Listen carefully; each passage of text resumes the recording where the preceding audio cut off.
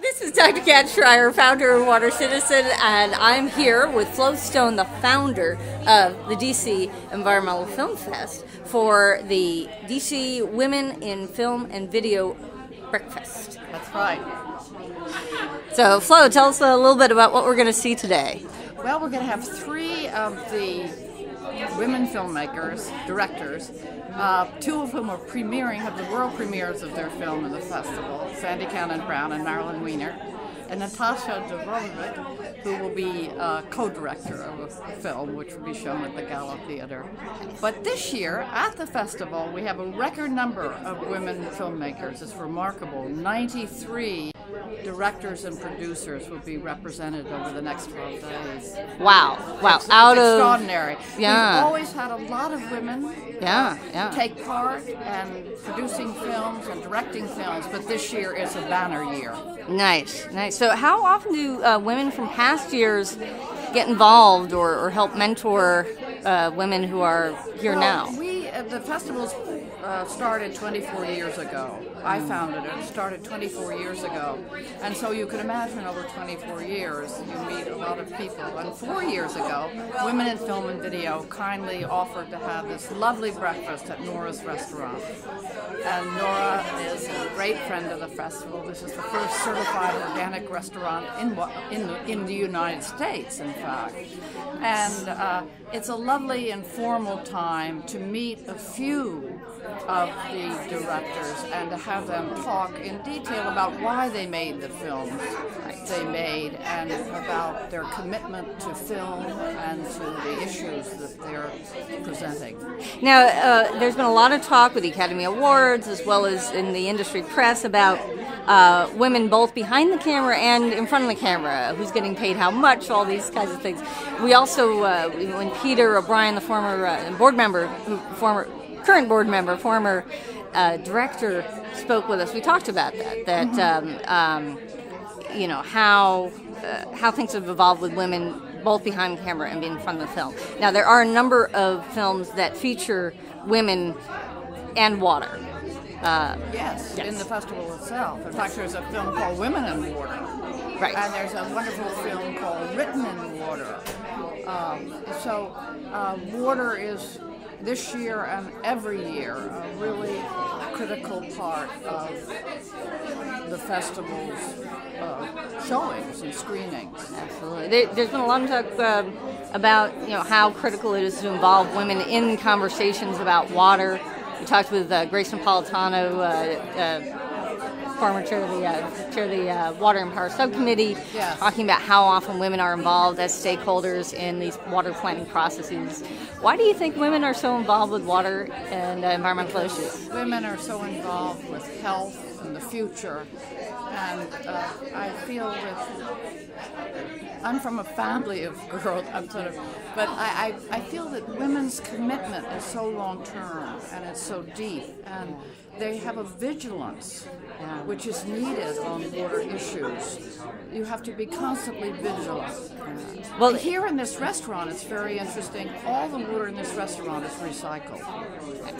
When this restaurant started, Nora recycled all the water, and a restaurant, not only there was washing tablecloths and napkins, as well as all the water we're drinking is filtered, and it's remarkable. We're kind of actually here in a place where respect for clean water and its absolute necessity to life is very, very clear. Wow. Now, one last question. There are at least two films that I know of that feature women and families going back to places that are actually hazardous to be in. I'm thinking particularly of the babushkas of Chernobyl. Yes. And the film, I think the filmmaker might be featured or have gotten an award or something, the woman from Mexico who, the Kingdom of Nowhere, is it? Yes. Where there was a dam that flooded out of town and people went back. And people go back. Yeah. So how does that play in as far as just that sense of home? The sense of home, you mean? Yeah. Yes, that's a very interesting thing. Yeah. The fact that, like the babushkas, think of it, those women, those older women at Chernobyl go back to a place that has radiation but it's their home, and they feel they want to be there. And so philosophically, that's extremely interesting. Absolutely. And remarkable. Obviously, the filmmaker, Holly, was just amazed to meet them and find how deeply that was ingrained in their, not just one person, but a whole group of women. Do you feel that women filmmakers see different stories and see those stories differently? Well, I believe in diversity, and I think that they probably do. What do you think? I feel that their sensitivity is often very different. I feel that an organization like Women in Film and Video has boosted not only here, but all around the country. It's very, very active in Washington with a wonderful executive director, Melissa Houghton.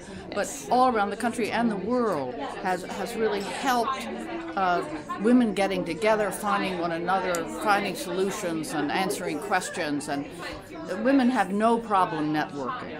Absolutely. Well, we were talking earlier about the program that I'm involved with the Water Bearers, 100 amazing women who are committed to working together to raise money for 1 million people to get clean water by World Water Day. Yeah. And most of them have no water connection. Right. They are healers. Right. They are from all sorts of fields. Yeah. Founded by a woman who's led many retreats for transformational leaders to do things like put in water filters, and a filmmaker.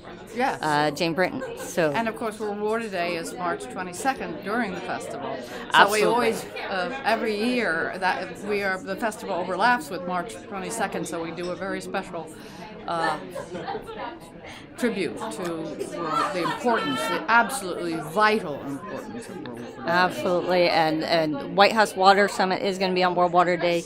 U.S. Water Partnership and all the international partners with the U.S. on water, and Water Innovations Alliance, all in town. Last year, as you know, during the festival, we tweeted, "Do you think you're too busy to watch a film?" And for anyone who is coming to Washington, you are not too busy to watch a film.